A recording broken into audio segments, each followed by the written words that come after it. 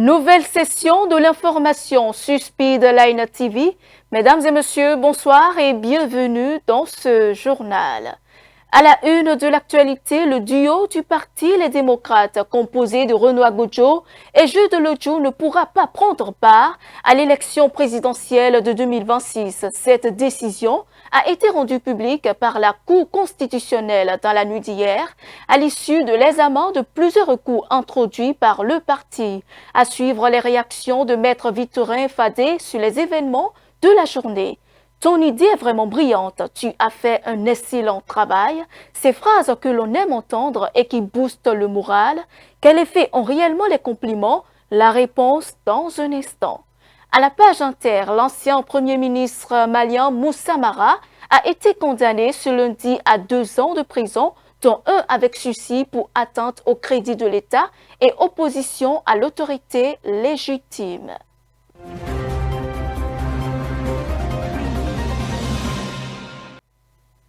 Irrecevabilité, non-respect des délais et défaut de qualité de certains requérants, telles sont les raisons qui justifient les rejets prononcés par la Cour constitutionnelle. Ce verdict met définitivement fin au rêve du parti de figurer dans les starting blocks de la présidentielle du 12 avril 2026. Lors de l'audience de ce lundi, la haute juridiction a examiné plusieurs recours du Parti Les Démocrates.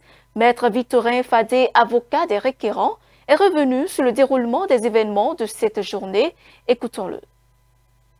Ce qu'il faut retenir de la décision, c'est que dans un premier temps, la Cour a déclaré irrecevable certains recours, soit pour être intervenu hors délai, soit pour défaut de qualité de certains requérants. Pour le reste, la Cour s'est auto-saisie quand même de certains moyens, surtout en ce qui concerne la violation des droits fondamentaux. Et sur ce point, la Cour a décidé de statuer d'office sur ces points, mais a rejeté les recours qui ont été formés. La Cour a déclaré recevable le recours de M. Bonaventure Jude Lodjo parce que c'est intervenu dans les formes et délais légaux. La décision de la Sénat a été notifiée le jeudi à 10h30 au siège du parti. Son recours est intervenu à la Cour constitutionnelle le samedi à 10h20. Donc il est resté dans les délais légaux pour que son recours soit déclaré recevable. Il y a le recours de M. Karim Ngoundi et le recours de M. Ouroukoubou Abibou qui ont été déclarés irrecevables parce qu'ils n'avaient pas la qualité de candidat. En plus, les 10 recours sont intervenus hors du délai prévu par la loi. Donc ce sont ces écueils-là qui ont fait que leurs recours ont été déclarés irrecevables. La suite, malheureusement, c'est que du point de vue de la décision de la Cour, le Parti Les Démocrates ne peut pas présenter de candidat aux élections présidentielles. C'est ce qu'il faut retenir. Il n'y a que 2 candidatures qui ont été retenues et vous avez suivi comme moi. Malheureusement, mais il s'agit d'une entorse à la démocratie.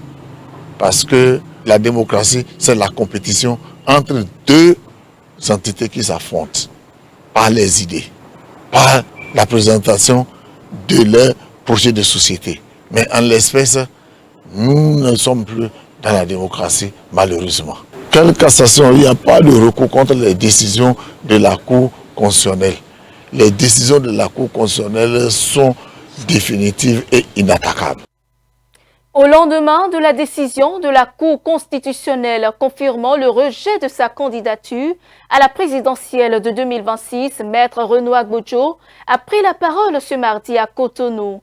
Le juriste et homme politique qui incarnait une figure montante de la jeunesse au sein du Parti Les Démocrates a exprimé une profonde déception et annoncé son retrait temporaire de la vie politique nationale.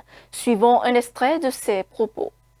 J'ai souhaité en toute liberté et en toute responsabilité reprendre la parole pour m'adresser à vous après la décision rendue par la Cour constitutionnelle depuis hier nuit suite au recours exercé contre la décision de rejet de ma candidature par la Commission électorale nationale autonome. C'est une décision malheureuse et dommageable car j'ai été victime de dysfonctionnements internes à mon parti politique et d'adversités coupables. En tant que praticien du droit et attaché à la légalité, je suis obligé de prendre acte de la décision de la Cour constitutionnelle malgré toute ma déception et surtout la tristesse et le désarroi dans lesquels cette décision a plongé des millions de nos compatriotes qui, à travers ma candidature à l'élection présidentielle, espéraient fortement un changement de cap dans la direction des affaires de mon pays. J'ai été particulièrement marqué par toute la ferveur et la liesse populaire que ma désignation en qualité de candidat du Parti Les Démocrates à la prochaine élection présidentielle a suscité. Je vous en suis infiniment reconnaissant. À titre personnel et en tant que chrétien et homme de foi, je n'éprouve aucune rancœur et aucun ressentiment à l'égard de qui que ce soit. Notamment l'honorable Sodino Michel, à qui j'exprime mes regrets. J'invite le peuple béninois à en faire de même et à ne poser aucun acte de violence ou de représailles afin de préserver la paix sociale et la concorde.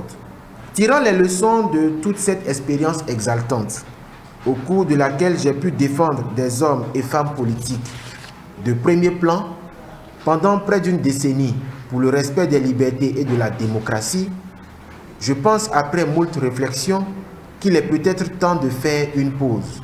Je voudrais donc annoncer mon retrait de la vie politique béninoise pour quelque temps afin de me consacrer beaucoup plus à ma famille, à mon cabinet et à mes proches.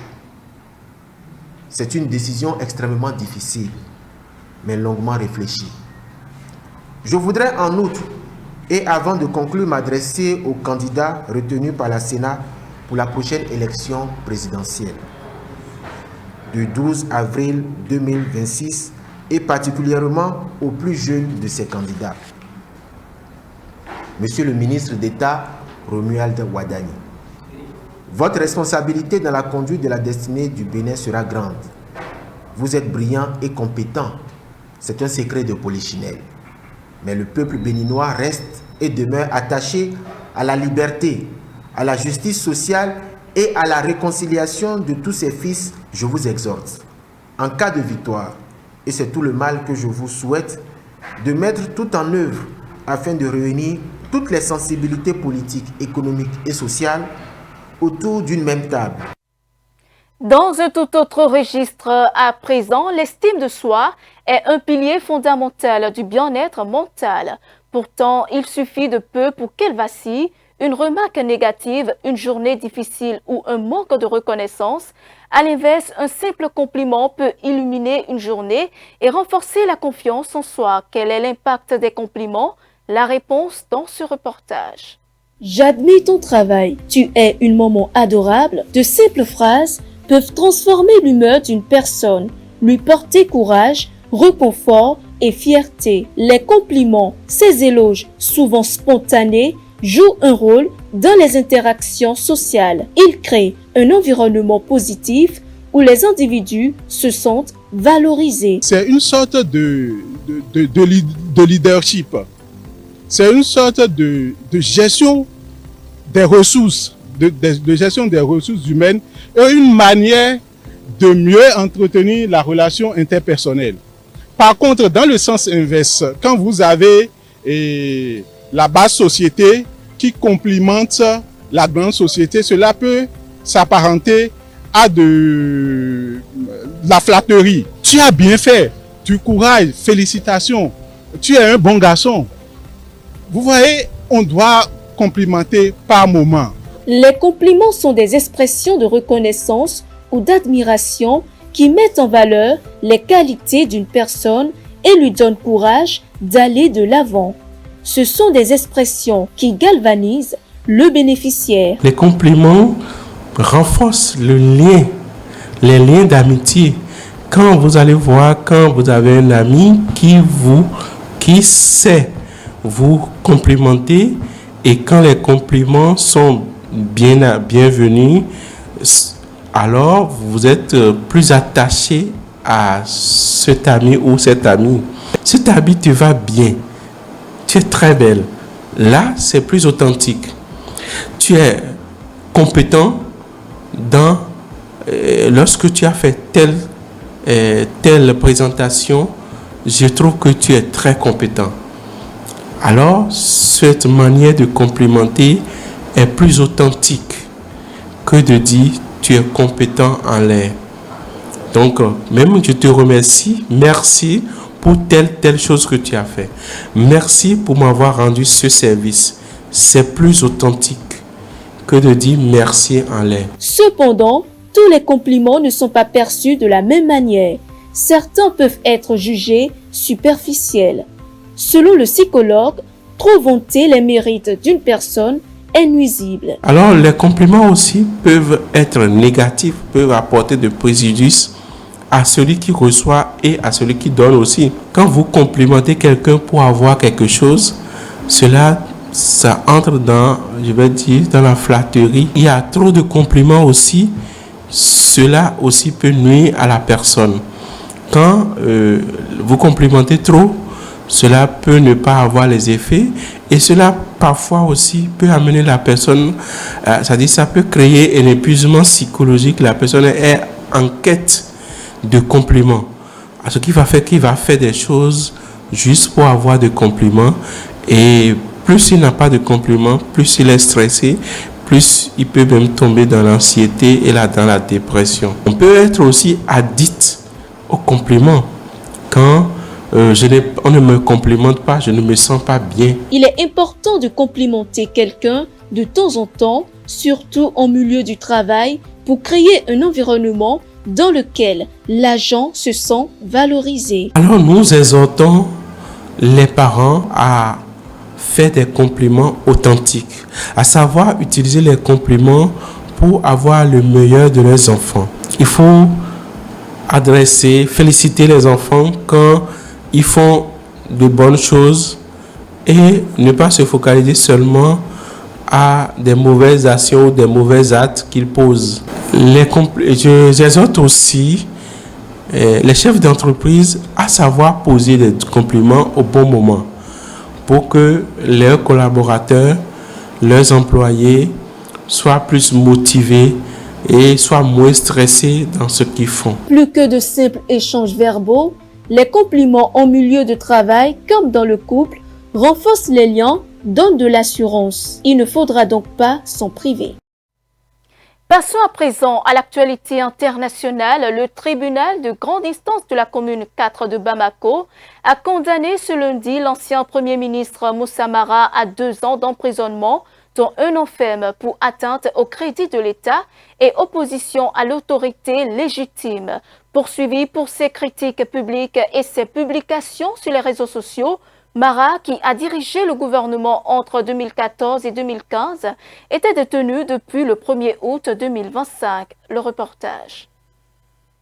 Au Mali, l'ancien Premier ministre Moussa Mara a été condamné à 2 ans de prison, dont 1 avec sursis, après avoir apporté son soutien à des prisonniers politiques. Les juges du pôle national de lutte contre la cybercriminalité de Bamako ont prononcé leur verdict ce lundi. Ils ont aussi condamné Moussa Mara à une amende de 500 000 francs CFA, soit environ 762 €, et à verser un franc symbolique à l'État malien, partie civile dans cette affaire. Lors de son procès en septembre, le parquet avait requis 2 ans d'emprisonnement. Premier ministre du Mali entre avril 2014 et janvier 2015, Moussa Mara a été poursuivi pour atteinte à la crédibilité de l'État et opposition à l'autorité légitime. Il avait été arrêté et placé en détention le 1er août dernier suite à des messages postés sur ses réseaux sociaux en juillet. Dans ses posts, il avait exprimé sa solidarité avec des détenus d'opinion auxquels il affirmait rendre visite régulièrement.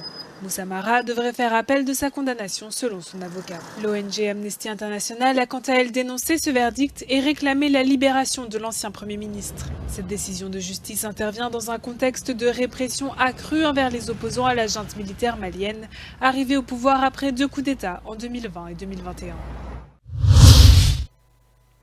Au Au Cameroun, à peine le Conseil constitutionnel avait-il proclamé les résultats définitifs de la présidentielle donnant Paul Biya, vainqueur avec des suffrages, que la tension est de nouveau montée en flèche au Cameroun.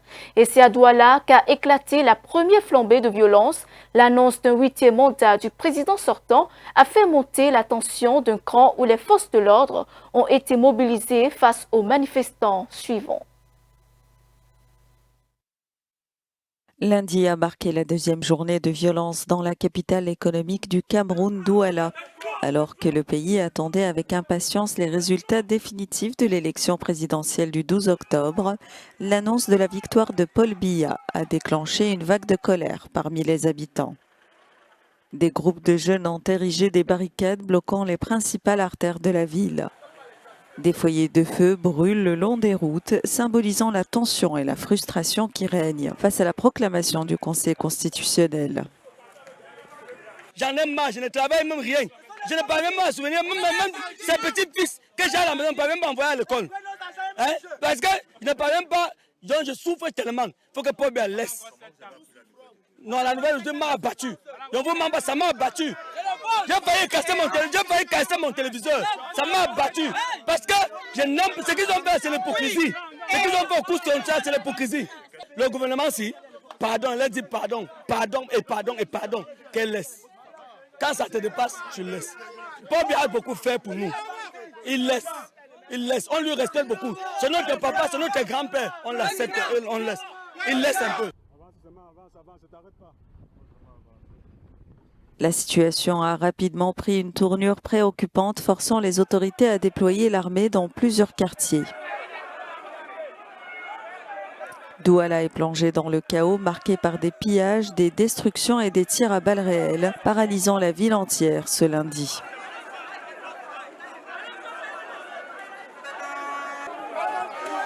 Paul Biya a été déclaré vainqueur avec un score de 53%, un résultat contesté par l'opposant Chiroma qui a une fois de plus appelé ce lundi à la mobilisation générale. Tragédie dans l'est de la République démocratique du Congo. Un incendie meurtrier a ravagé le quartier Mosala dans la commune de Katoudou à Bukavu. Selon les autorités locales, 14 personnes, dont 12 enfants, ont péri dans les flammes depuis février 2025. La ville est sous le contrôle du groupe armé M23, soutenu par le Rwanda voisin. Le reportage. Ce lundi matin, l'émotion était encore palpable sur les lieux du drame à Bukavu. Au milieu des décombres encore fumants, les volontaires de la Croix-Rouge, épaulés par les jeunes du quartier, s'affairent dans un silence pesant. Ils extraient les corps calcinés des victimes, étalés au sol et recouverts de sacs mortuaires. Un spectacle insoutenable qui glace le sang et suscite une douleur profonde au sein de la communauté. Lorsque j'ai entendu des bruits, je me suis réveillée pour aller vérifier ce qui s'était passé. J'ai vu du feu et j'ai réussi à m'échapper. Quand je suis revenue, j'ai constaté que 14 personnes étaient mortes. Cet incendie à l'origine inconnue a ravagé plusieurs habitations, ne laissant derrière lui que des cendres et le désespoir. Les victimes, des femmes et des enfants pour la plupart, n'ont eu aucune chance face à la violence du brasier.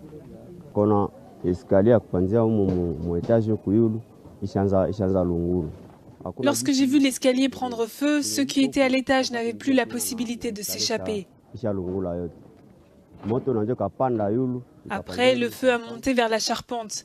Il y a eu beaucoup de chaleur qui a tué ceux qui étaient coincés. À Bukavu, une ville de plus de 3 millions d'habitants, ces tragédies ne sont malheureusement pas isolées.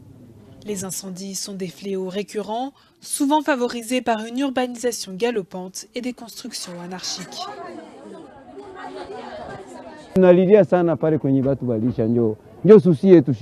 Nous avons beaucoup perdu et nous pleurons.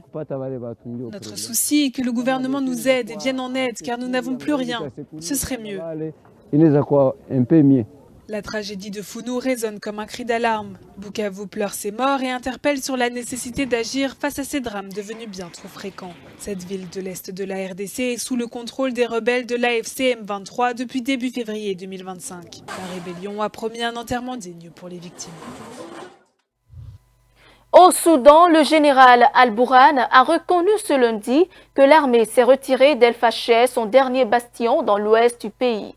Il s'agit de la première prise de parole du chef de l'armée depuis l'annonce par les paramilitaires de leur victoire dans cette ville du Darfour du Nord, hautement stratégique. Dans un communiqué, les paramilitaires du général Hemeti avaient revendiqué la ville qui était assiégée depuis 18 mois. Suivant.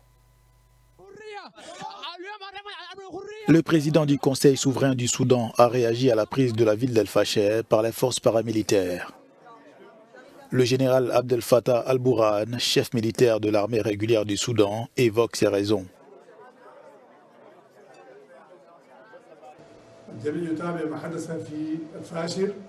Tout le monde suit ce qui s'est passé à El Fasher. Il est certain que les dirigeants, y compris le comité de sécurité, ont estimé qu'ils devaient quitter la ville en raison de la destruction systématique et de l'assassinat de civils dont elle a fait l'objet.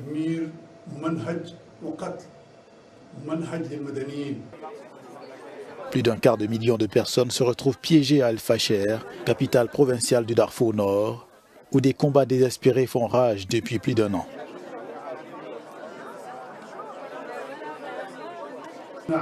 Nous sommes déterminés à venger tous nos martyrs. Nous sommes déterminés à venger ce qui est arrivé à notre peuple à El Fasher, les crimes qui sont commis aujourd'hui à El Fasher et qui ont été commis auparavant dans toutes les régions du Soudan, au vu et au su du monde entier.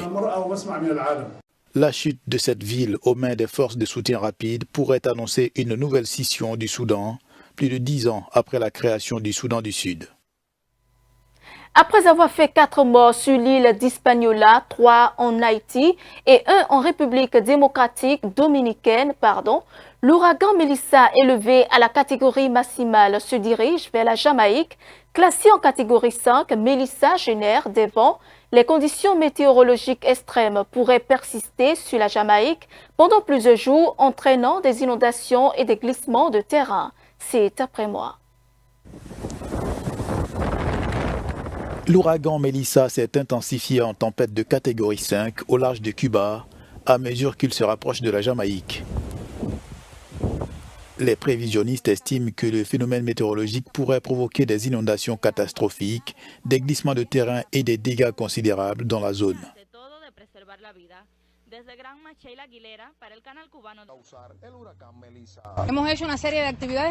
Nous travaillons sur le drainage des canaux parce que notre communauté reçoit de l'eau d'autres communautés. Ce sont nos canaux qui filtrent les excès d'eau et c'est ainsi que les inondations se produisent sur le territoire.